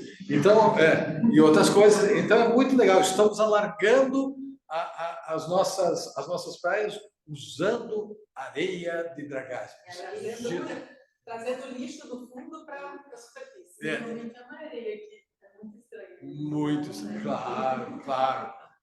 Então, é emocionante. É emocionante. Mas o que acontece? Nós temos um problema sério. Os nossos portos, os mais tradicionais, eles foram feitos no século XVIII, no século XIX, e que você tinha navios à vela. Então, você precisava de um abrigo, precisava de um porto seguro. A ideia do porto seguro. Os navios hoje são navios muito maiores. Um berço, então, quando um pier, um cais, com 1.000 metros, você vai ter 3 berços. 3 berços. Então, é uma coisa impressionante. Os navios são grandes. E muitas vezes inadequados para os tipos de portos que nós temos. Por isso que os portos modernos que estão surgindo no Brasil, eles vão ter um calado, ou seja, a linha abaixo d'água grande. Por exemplo, eles vão ter que explodir aquela pedra que está no porto de Itapuá, próximo da saída. Vai dar um calado de 16 metros. São navios de grande porte que podem passar lá. Isso vai ser uma diferença. Então, nós temos um problema sério. Oi. Não, adicionando, um dos motivos dos investimentos chineses está direcionado à infraestrutura, né? Porque são portos que têm muito tempo e que não estão tão modernizados em comparação a outros portos que estão surgindo agora. Então, no Peru, a grande parte dos investimentos na área portuária está justamente em infraestrutura, que é uma área que o Peru carece bastante, justamente porque são portos antigos, e até mesmo o Brasil também. A maioria dos portos, os tradicionais, os que são mais utilizados, eles têm uma certa idade já, né? Mas não é só a idade, é porque a população vai se juntando ali. E o que é isso aí? Qual que é o problema? Isso delimita a chamada região retroportuária, que vai dar exatamente o apoio necessário para que o porto possa trabalhar. Oi. Professor, muito legal essa cidade de Itapuá, né? Eu estava conversando com o semana passada e ele estava falando como que a Colombo está investindo para exportar mais soja pelo porto de Itapuá, né? Com essa nova expansão. Que está conectado diretamente com a China, né? Porque para quem nós queremos exportar essa soja. Isso, mas o Porto de Itapuá tem espaço para a região retroportuária. Isso é fundamental. O Porto de Paranaguá não tem, tá? Pode só crescer até ali. O Porto de Santos não tem, o Porto do Rio de Janeiro não tem. Então, esses são alguns fatores que nós temos que pensar. Gargalos na infraestrutura. Como superar esses gargalos? Como modernizar? Nós temos uma série de legislações que foram feitas, mas algumas ainda não implementadas. Claro, a burocracia, nosso sistema é complexo, já foi pior. Antes da Lei de Modernização dos Portos, de 1996, o armador tinha que negociar com cada um dos sindicatos. E nós tínhamos verdadeiras ditaduras, a ponto de colocar a seguinte questão: olha, vou lá dos estibadores, eu preciso de 10 estibadores para fazer o descarregamento da carga. Não.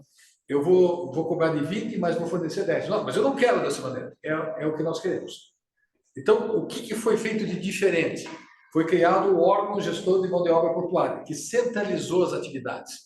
Isso foi uma questão muito importante e foi um avanço. Mas as outras coisas não foram implementadas. Funcionou de maneira canhestra, até que teve que ter uma nova lei dos portos de 2013. Que daí, porque em 96, foi a primeira vez que nós regularizamos o operador portuário, que através nós tivemos a lei de concessões, a lei que tornou possível essa questão de que o porto é público, mas o serviço é privado. Agora nós temos, como o prazo era muito pequeno, a de 2013 ela modificou essa estrutura. Você pode ter de 25 anos, mais 25 anos, para ter 50 anos na exploração daquelas regiões. Então, isso é um fato interessante. Mas, para avançar, claro, precisa de investimentos. Nós temos que ter investimentos. O Estado vem uma sucessão de crises, nós temos a nossa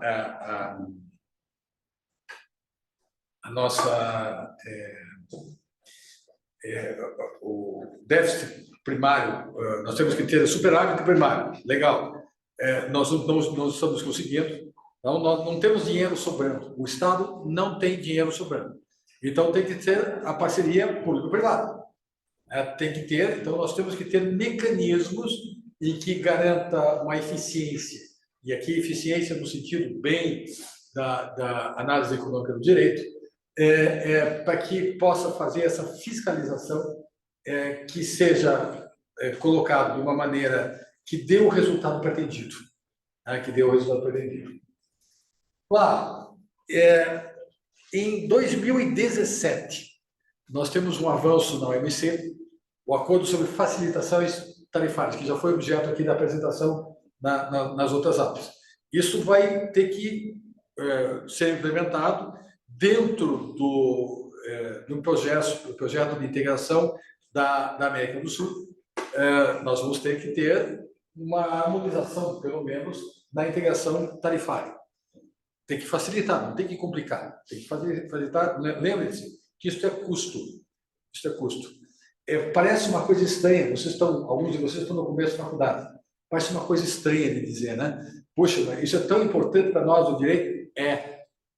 Para nós o direito dinheiro no bolso é importante. Saber o quanto que você está gastando é importante. Ter esse controle é importante. Saber se eu vou ter lucro é importante. Pense na questão dos escritórios. Eu tive essa semana uma reunião com... Eles têm um software muito interessante, mas não é só o software, mas é a questão de gestão. Nós vamos organizar aí cursos de gestão para escritórios, escritório de advocacia, escritório de comércio exterior, exatamente para poder trabalhar dentro desse aspecto. Porque é uma das maiores dificuldades nossas no curso de Direito. Nós não temos noções de administração, nós não temos noções de contabilidade, e que são coisas que no cotidiano, Quando você está no mundo afora, você descobre que precisa. Você descobre que precisa. Então, nós temos que um dos motivos é a integração tarifária. Tem que trabalhar nessa questão. Como é que nós vamos poder desenvolver isso? Participando de eventos do setor. Eu participei agora da Intermodal 2025. São ideias novas, são experiências novas, são softwares novos, são discussões novas que dão soluções a problemas.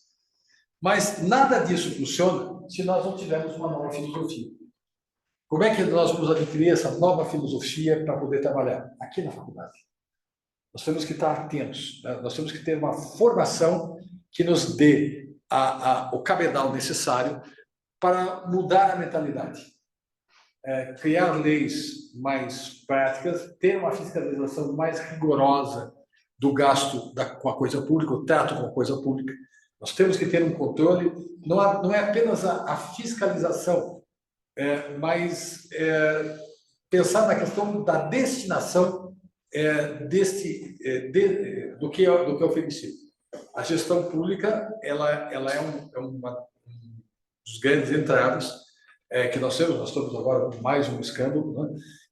Que é impressionante como é que conseguiram chegar a tais valores, mas isso não é culpa de governos, esse ou aquele governo, é culpa da estrutura. É a mentalidade nossa, que ainda é uma mentalidade onde a classe média ela está principalmente concentrada no funcionalismo público. Pensar nas minhas vantagens antes de pensar na vantagem do país. É uma crítica? É uma crítica. Mas é necessário que a gente mude essa concepção? Como é que nós vamos fazer? Aqui. Nós fazemos isso. E, como sonhar não é impossível, dentro desses projetos, nós temos um mega projeto, professor, que é a ferrovia bioceânica. Ao lado da rodovia, tem uma rodovia, o eixo de Capricórnio, uma rodovia, mas essa ferrovia bioceânica vai se fazer longe. Então, o que é a ideia? Ela é um ambicioso projeto. Falta dinheiro, tudo bem, mas a ideia ainda tem. Tá? Falta gente para poder investir. Começar de algum lugar. Sim, primeiro você tem que ter a ideia, tem que ter o projeto. Ela vai pegar, então a rota começa nos Portos Brasileiros, Santos, Paranaguá, São Francisco do Sul, passando até São Paulo, vai até Curumbá, a fronteira da Bolívia, aí Santa Cruz da Serra, e interligando-se com outros ramos da ferrovia que já existem lá, para chegar nos portos chilenos de Antofagasta e Quito. Ele enfrenta, claro, desafios significativos, incluindo a revitalização de trânsitos ferroviários já existentes, principalmente na questão da Malha Oeste, que tem ali, aí sim, são quatro bitolas diferentes. Pô, tem que mudar isso aí, sim. Mas qual que é a vantagem? Já está lá o trilho. Então nós vamos tocar, vai gastar outra vez, mas já existe aquilo. É uma vantagem. Os alemães faziam isso com rapidez em 42. Pegavam o trilho russo e estreitavam para juntar com o trilho alemão durante a Segunda Guerra Mundial. A necessidade faz isso. Mas o que é isso? Nós temos essa necessidade? Temos. O eixo hoje do comércio mundial não é mais Europa. É Ásia. É importante aprender inglês? Mas é importante também saber mandarim. A geração de vocês eu falo isso de cadeira. Eu fui falar com um chinês nessa intermodal, o inglês dele é fantástico. De cada 10 palavras eu entendia 2. Tá? Mas se eu tivesse a possibilidade de trabalhar já diretamente com mandarim, teria sido uma vantagem enorme. Bom, isso aqui é um apanhado geral, rápido, de um tema que é gigantesco. Espero que vocês saiam daqui com mais perguntas do que respostas. Eu agradeço a presença de todos. Semana que vem nós temos um tema interessantíssimo que é localizado, que é o porto de Itajaí. também é ligado a essa questão de investimentos. Espero que tenham aprendido alguma pergunta, alguma dúvida, alguma angústia. Pessoal, hoje é sábado. A vocês meu brinde e nos encontraremos na semana que vem. O brinde. Obrigado a todos. Ah, sim, o brinde. Pode fechar. Obrigado, foi muito interessante.